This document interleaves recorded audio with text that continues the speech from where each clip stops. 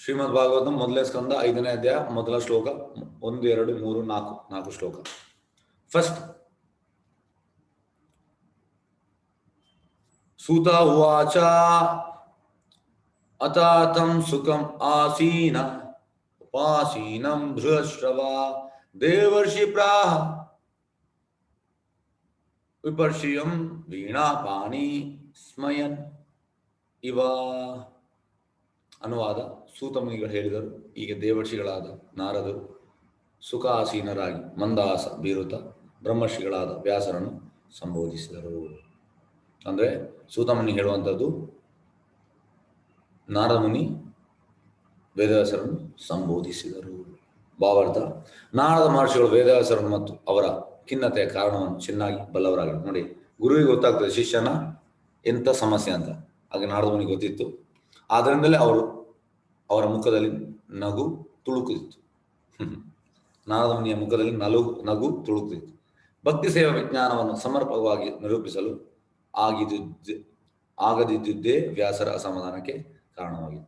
ಅಂದರೆ ಭಕ್ತಿ ಸೇವಾ ವಿಜ್ಞಾನವನ್ನು ಅವರು ಸಮರ್ಪಕವಾಗಿ ನಿರೂಪಿಸಲಿಲ್ಲ. ಹಾಗಾಗಿ ಅದೇ ಅವರ ಅಸಮಾಧಾನಕ್ಕೆ ಕಾರಣ.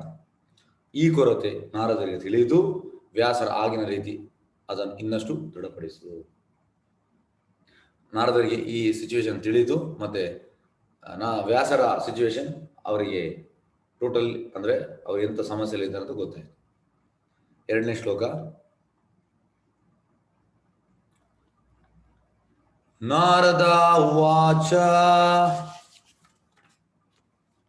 ಪರಾಶ್ರಯ ಮಹಾಭಾಗ ಭವತಾ ಕಶ್ಚಿತ್ ಆತ್ಮನ ಪರಿತುಷ್ಯತಿ ಶಾರೀರ ಆತ್ಮಮಾನಸ ಏವವ. ಅನುವಾದ: ನಾರದರು ಪರಾಶರ ಪುತ್ರರಾದ ವೇದವ್ಯಾಸರನ್ನು ಕೇಳಿದರು, ದೇಹವನ್ನು ಅಥವಾ ಮನಸ್ಸನ್ನು ಆತ್ಮಸಾಕ್ಷಾತ್ ವಸ್ತುಗಳೆಂದು ಗುರುತಿಸುವುದರಿಂದ ನಿಮಗೆ ತೃಪ್ತಿ ಉಂಟಾಗಿದೆಯೇ? ಅಂದರೆ ಈಗ ನಾರದ ಮುನಿಯ ಪ್ರಶ್ನೆ ಪರಾಶರ ಮುನಿಯ ಮಗನಿಗೆ ವೇದವ್ಯಾಸರಿಗೆ. ಅಂದರೆ ಹೆಚ್ಚಿನವರು ನೋಡಿ ಕಲಿಯುಗದಲ್ಲಿ ಆತ್ಮದೇಹ ಮನಸ್ಸೆಲ್ಲ ಒಂದೇ ಅಂತ ಹೇಳುವಂಥದ್ದು. ಕಿಚಡಿ ಮಾಡ್ತಾರೆ.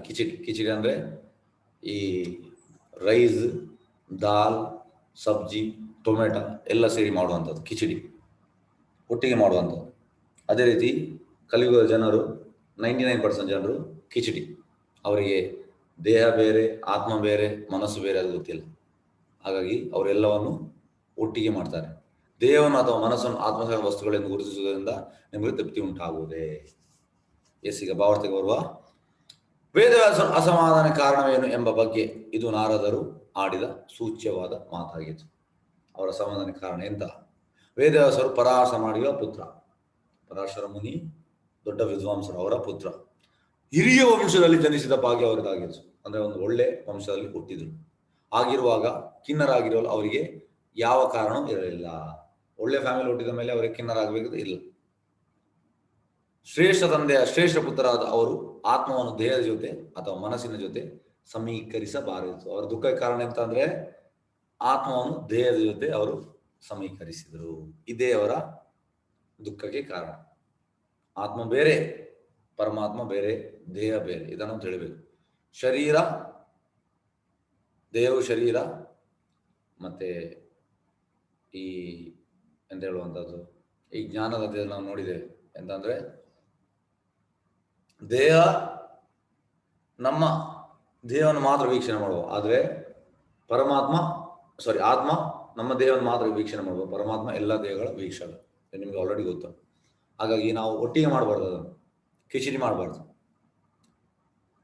ಹಾಗಾಗಿ ಅವರ ದುಃಖದ ಕಾರಣ ಅದೇ. ಶ್ರೇಷ್ಠ ತಂದೆಯ ಶ್ರೇಷ್ಠ ಪುತ್ರ ಅವರು ಆತ್ಮವನ್ನು ದೇಹದ ಜೊತೆ ಅಥವಾ ಮನಸ್ಸಿನ ಜೊತೆ ಸಮೀಕರಿಸಬಾರದಾಗಿತ್ತು. ಜ್ಞಾನಿಗಳಲ್ಲದೆ ಸಾಮಾನ್ಯ ಜನರು ಆತ್ಮವನ್ನು ದೇಹ ಅಥವಾ ಮನಸ್ಸಿನ ಜೊತೆ ಸಮೀಕರಿಸಿಕೊಳ್ಳುತ್ತಾರೆ. ಈಗ ಸಾಮಾನ್ಯ ಜನರು ಇದನ್ನು ಸಮೀಕರಿಸಿಕೊಳ್ಳ, ಆದರೆ ವೇದವ್ಯಾಸರು ಉನ್ನತ ಜ್ಞಾನಿ, ಅವರು ಹಾಗೆ ಮಾಡಬಾರದಿತ್ತು. ಆದರೆ ವೇದವ್ಯಾಸರು ಹಾಗೆ ಮಾಡಬಾರದಾಗಿತ್ತು. ದೇಹ ಮನಸ್ಸುಗಳಿಗೆ ಅತೀತವಾದ ಆತ್ಮ ಸಾಕ್ಷಾತ್ ನೆಲೆಯಲ್ಲಿ ಇಲ್ಲದ ಪಕ್ಷಕ್ಕೆ ಯಾವ ವ್ಯಕ್ತಿಯು ಸಂತುಷ್ಟ ಸ್ವಭಾವದವನಾಗಿ ಇರಲು ಸಾಧ್ಯವಿಲ್ಲ. ನೋಡಿ, ನಮಗೆ ಸಂತೋಷ ಬೇಕಿದ್ರೆ ಎಂತ ಕಂಡೀಷನ್? ದೇಹ ಮನಸ್ಸುಗಳಿಗೆ ಅತೀತವಾದ ಆತ್ಮವು ಅತೀತ, ದೇಹ ಮತ್ತೆ ಮನಸ್ಸಿಗೆ ಅತೀತವಾದ ಆತ್ಮ ಸಾಕ್ಷಾತ್ ನೆಲೆಯಲ್ಲಿ ಇಲ್ಲದ ಪಕ್ಷಕ್ಕೆ ಆತ್ಮಸಾಕ್ಷಿಯಲ್ಲಿ ಇರಬೇಕು. ನಿಲ್ಲದ ಪಕ್ಷಕ್ಕೆ ಯಾವ ವ್ಯಕ್ತಿಯು ಸಂತೋಷ ಸ್ವಭಾವದವನಾಗಿ ಇರಲು ಸಾಧ್ಯವಿಲ್ಲ. ನಮಗೆ ಸಂತೋಷ ಬೇಕಿದ್ರೆ ನಾವು ಆತ್ಮಸಾಕ್ಷಿ ನೆಲಕ್ಕೆ ಹೋಗಬೇಕು. ಎಸ್, 3ನೇ ಶ್ಲೋಕ.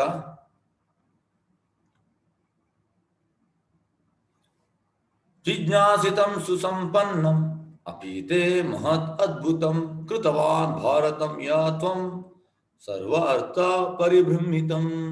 ಅನುವಾದ: ನಿಮ್ಮ ಜಿಜ್ಞಾಸೆ ಪರಿಪೂರ್ಣವಾಗಿದ್ದು ಅಧ್ಯಯನ ಪೂರ್ತಿಯಾಗಿ ನೆರವೇರಿದೆ. ನೀವು ಶ್ರೇಷ್ಠವೂ ಅದ್ಭುತವೂ ಆದ ಮಹಾಭಾರತದಂಥ ಗ್ರಂಥವನ್ನು ರಚಿಸಿದ್ದೀರಿ. ಅದರಲ್ಲಿ ವೇದ ಸಂಬಂಧವಾದ ಎಲ್ಲ ಸಂದರ್ಭಗಳನ್ನು ವಿಶದವಾಗಿ ವಿವರಿಸಿದ್ದೀರಿ. ಆ ಬಗ್ಗೆ ಯಾವ ಸಂದೇಹವೂ ಇಲ್ಲ. ನೋಡಿ, ಅವರ ಜ್ಞಾನದ ಬಗ್ಗೆ ನಾರದ ಮುನಿ ಹೇಳುವಂಥದ್ದು, ನಿಮ್ಮ ಜಿಜ್ಞಾಸೆ ಅಂದ್ರೆ ನಿಮ್ಮ ಇನ್ಕ್ವಿಸಿಟಿವ್ನೆಸ್, ಮತ್ತೆ ನಿಮ್ಮ ಜ್ಞಾನದ ಬಗ್ಗೆ ಯಾವುದೇ ಸಂದೇಹವಿಲ್ಲ. ನೋಡಿ, ನಿಮ್ಮ ಜಿಜ್ಞಾಸೆ ಪರಿಪೂರ್ಣವಾಗಿದ್ದು ಅಧ್ಯಯನ ಪೂರ್ತಿಯಾಗಿ ನೆರವೇರಿದೆ. ನಿಮ್ಮ ಜಿಜ್ಞಾಸೆ ಪರಿಪೂರ್ಣವಾದ ಕಾರಣ ನಿಮ್ಮ ಅಧ್ಯಯನವು ಪೂರ್ತಿಯಾಗಿ ನೆರವೇರಿದೆ. ನೀವು ಶ್ರೇಷ್ಠ ಅದ್ಭುತವಾದ ಮಹಾಭಾರತದಂತ ಗ್ರಂಥವನ್ನು ರಚಿಸಿದ್ದೀರಿ. ಅದ್ಭುತವಾದ ಮಹಾಭಾರತವನ್ನು ನೀವು ರಚಿಸಿದೆ, ಅದರಲ್ಲಿ ಡೌಟೇ ಇಲ್ಲ. ಅದರಲ್ಲಿ ವೇದ ಸಂಬಂಧವಾದ ಎಲ್ಲ ಸಂದರ್ಭಗಳನ್ನು ವಿಶದವಾಗಿ ವಿವರಿಸಿದೆ, ಮತ್ತೆ ಎಲ್ಲವಾಗಿ ಡೀಟೇಲ್ಗೆ ವಿವರಿಸಿದೆ, ಅದರಲ್ಲಿ ಡೌಟ್ ಇಲ್ಲ.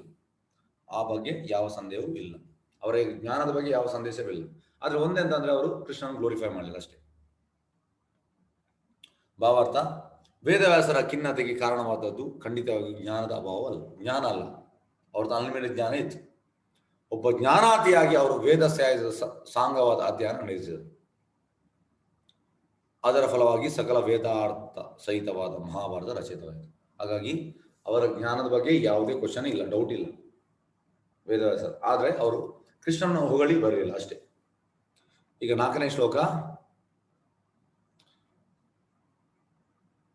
ಜಿಜ್ಞಾಸಿತಂ ಅದಿತಂ ಚ ಬ್ರಹ್ಮ ಯತ್ತತ್ ಸನಾತನಂ ತಥಾಪಿ ಶೋಚಸಿ ಆತ್ಮಾನಂ ಅಕೃತ ಅರ್ಥ ಇವ ಪ್ರಭು. ಪ್ರಿಯ ಸ್ವಾಮಿಯೇ, ನೀವು ನಿರಾಕಾರ ಬ್ರಹ್ಮವನ್ನು ಮತ್ತು ಅದರಿಂದ ನಿಷ್ಪನ್ನವಾದ ಜ್ಞಾನವನ್ನು ಕುರಿತು ಸಮಗ್ರವಾದ ವಿವರಣೆ ನೀಡಿದಿರಿ. ಆಗಿದ್ದರೆ ನಾನು ಏನು ಮಾಡಿಲ್ಲ ಎಂಬ ಖಿನ್ನರಾಗಿರುವುದೇಕೆ? ಈಗ ಈ ನಿರಾಕಾರ ಬ್ರಹ್ಮ ಇದು ಕೂಡ ಇರುವಂತದ್ದು ವೇದವ್ಯಾಸರು ಕೊಟ್ಟದ್ದು.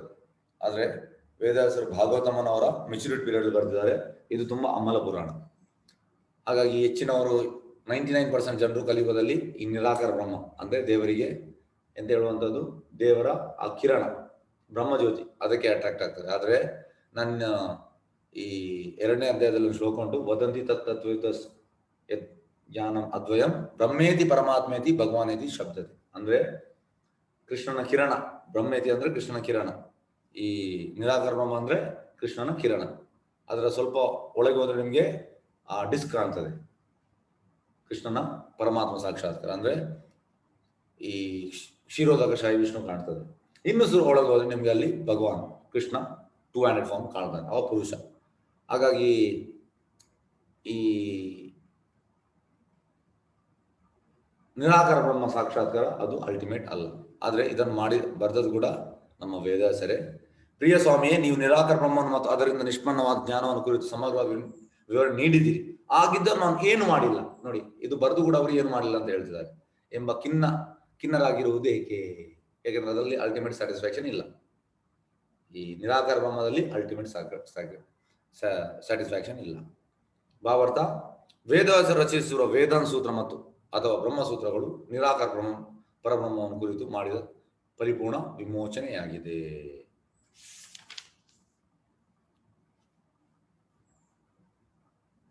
ಅಂದ್ರೆ ಅದರಲ್ಲಿ ಇರುವಂತದ್ದು ಪೂರ್ತಿ ಈ ನಿರಾಕಾರ ಬ್ರಹ್ಮದ ಬಗ್ಗೆ ಇರುವಂತದ್ದು.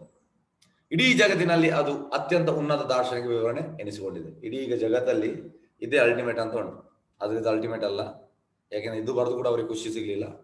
ಅದು ಒಳಗೊಂಡಿರುವ ವಿಷಯ ಶಾಶ್ವತವಾದದ್ದಾಗಿದ್ದು ಅದನ್ನು ಪ್ರತಿಪಾದಿಸಲು ಬಳಸಿದ ವಿಧಾನಗಳು ವಿದ್ವತ್ಪೂರ್ಣವಾಗಿದೆ. ತುಂಬಾ ಅದು ವಿದ್ವತ್ತಲ್ಲಿ ಇದು ಮಾಡಿದ್ದಾರೆ ವಿಧಾನಗಳು. ಹೀಗಿರುತ್ತಾ ವ್ಯಾಸರು ದೈವ ವಿಷಯಕವಾದ ವಿದ್ವತ್ತಿನ ಬಗ್ಗೆ ಸಂದೇಹವಿರಲು ಸಾಧ್ಯವೇ ಇಲ್ಲ. ಹಾಗಾಗಿ ಅವರಿಗೆ ದೈವ ವಿಷಯಕವಾದ ವಿದ್ವತ್, ಅವರು ದೊಡ್ಡ ಪಂಡಿತರು, ಅದರಲ್ಲಿ ಡೌಟೇ ಇಲ್ಲ.